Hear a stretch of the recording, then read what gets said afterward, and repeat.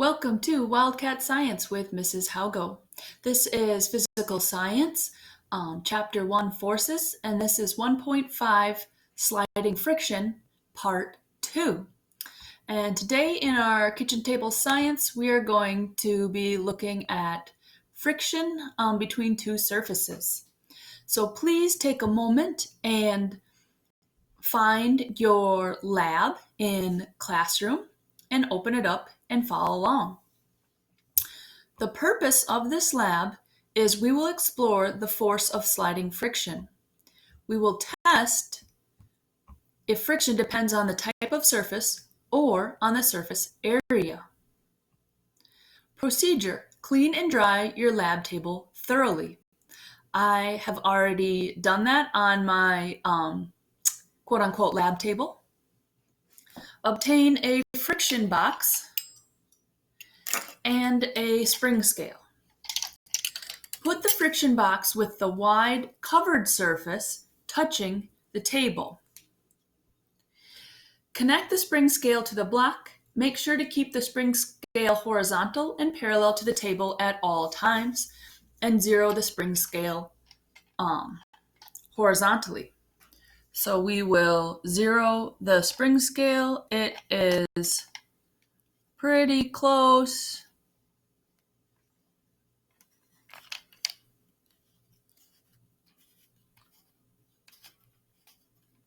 And there we go.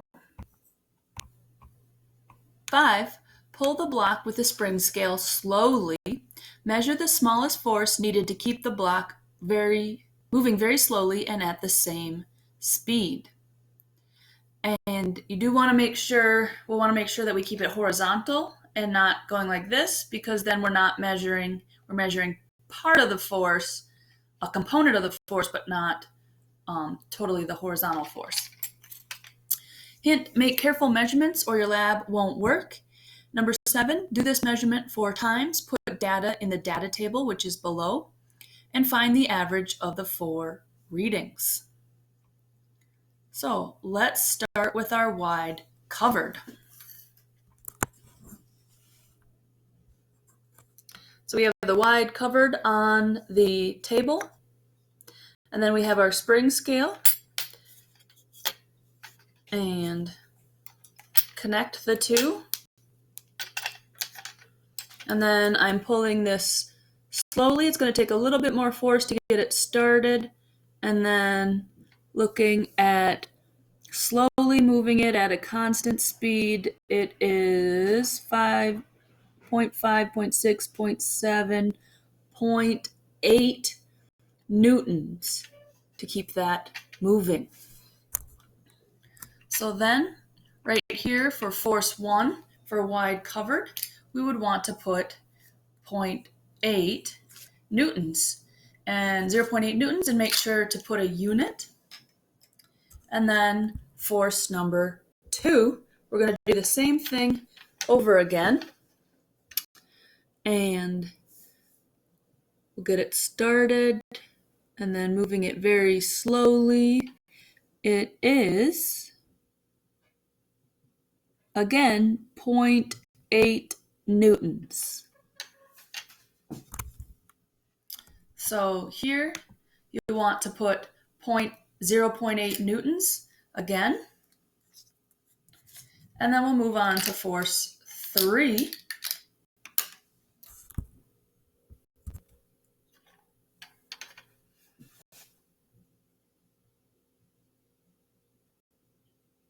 And this one is between 0.8 and 0.7. And now when I bring it more parallel, it is 0.8. So we'll want to, for force 3, we'll want to put 0.8, 0.8 newtons down. It's very consistent. That's good. And for our 4th and final wide covered reading, this one is 0.8 again. So you want to put 0.8 newtons there. And then we know our average force. We add up all four numbers and divide by 4 and put your answer there. You can probably do that in your head. And what is our next step? Answering a question. What is the force needed to keep the block moving at a constant speed on the wide covered side? And remember to do a race answer, and I will start you out. The force needed to keep the block moving at a constant speed on the wide covered side is, and then you want to make sure that you give your number with units and put a period. Q2. Should you be concerned about the friction between the spring scale and the table? Why or why not? Well, perhaps you were or were not able to see that the spring scale was it's not really touching the table, and if it does drag a little bit, we know that that would be consistent between all the times we do that. So no, we do not have to be concerned, and then please explain why. Now that you have finished the questions 1 and 2, or if not, please pause the video until you've done that. Number 9, we're going to flip the friction box over so the wide uncovered side is touching the table, and we're going to repeat steps 4 through 8. So let's do that. So now you can see my friction box. I've got the wide uncovered, and that's going to go on the table. And then let's see, we want to move it just so it's going slowly, and that is 0.1, 0.2, 0.3. So you'll want to put 0.3 newtons right there, and we'll move on to our second trial.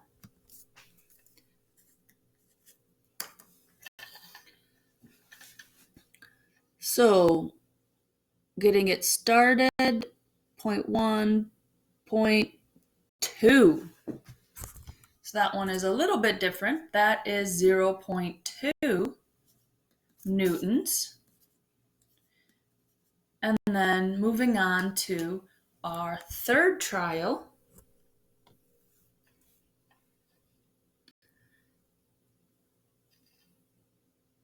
Point 1, again, 0.2. So in force 3, please write 0.2 newtons. And now for our fourth trial.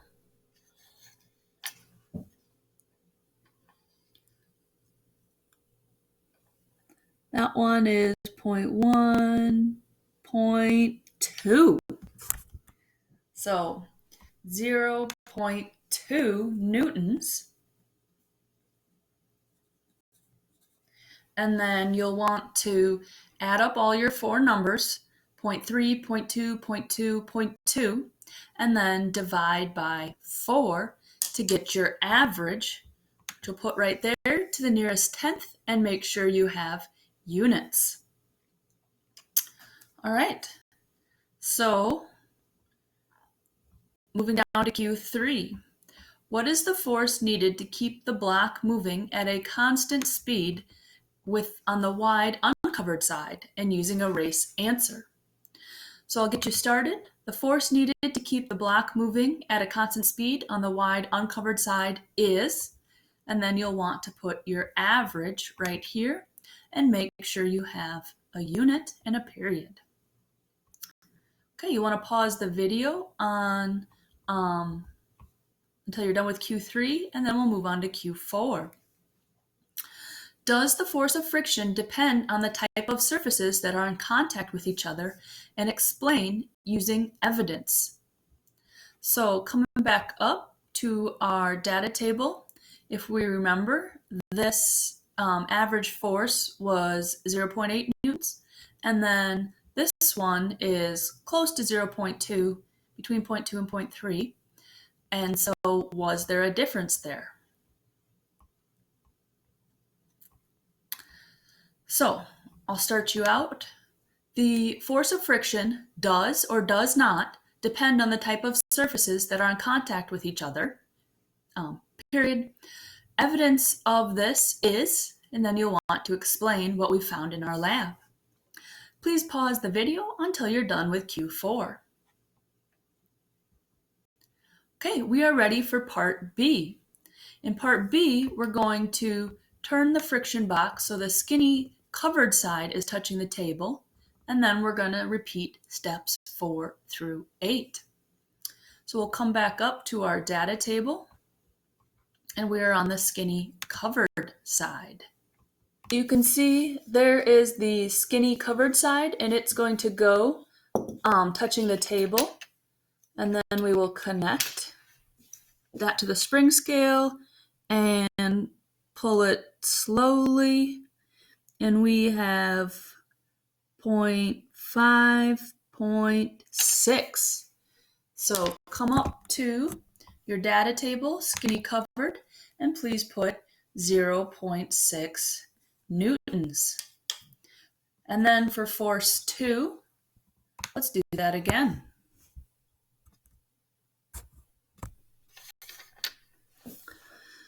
So it takes a little bit more to get it started, and then once we have it moving slowly, it is 0.6, in between 0.6 and 0.7. 0.7. 0.7. So you'll want to write 0.7 newtons there. Moving on to force 3.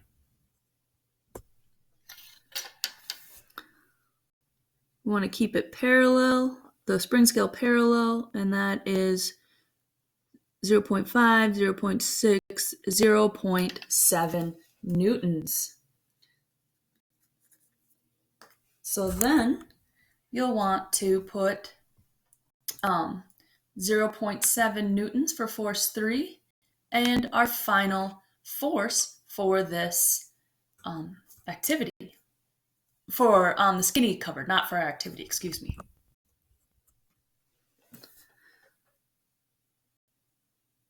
Okay, it took a little bit more to get it started, and now it's moving slowly at 0.6. So for force 4, you want to write 0.6 newtons. So then we're going to take our average, we're going to add up 0.6, 0.7, 0.7, 0.6, and divide by 4, and then round our answer to the nearest tenth, and make sure we have newtons.